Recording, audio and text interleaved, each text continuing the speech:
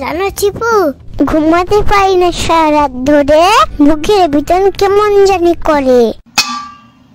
কেন হঠাৎ করে আবার ধরপড় শুরু হইল কেন? তাকে নিয়ে চিন্তা করতে গিয়ে চিন্তায় পড়ে গিয়েছি। কি এমন জিনিস নিয়ে চিন্তা করছো শুনি? তুমি সেই নিউটনের বললে না? তো কি হয়েছে? নিউটন কি এটা কি কোনো বিদেশের খাবারের নাম? এটা কি বাজারে কিনতে পাবো আমি? যদি পাওয়া যায় আমার জন্য 3টা কিনে এনো। আরে ওইটা কোনো আইসক্রিম না, ওইটা একটা বিজ্ঞানীর নাম। যার কোনো জ্ঞান নাই তাকে পাগল বলা হয়। তাহলে নিউটন কি পাগল নাকি?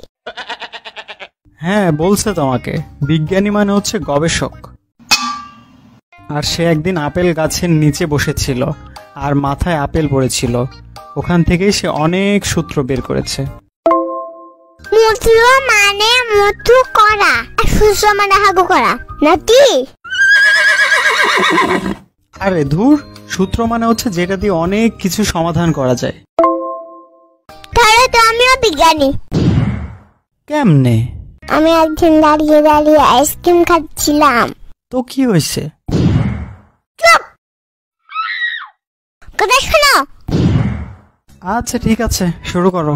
তারপর আইসক্রিম খেতে খেতে আমার কাছ থেকে বাইরে আইসক্রিম পড়ে গেল। তো কি হয়েছে?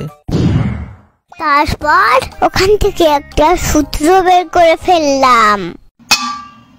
তুমি আবার কিসের সূত্র বের করে ফেলছো? এই যে সূত্র, হাত থেকে আইসক্রিম পড়ে গেলে নষ্ট হয়ে যায়। এটা তুমি আগে না বললে জানতেই পারতাম না। তো জানবা কিভাবে?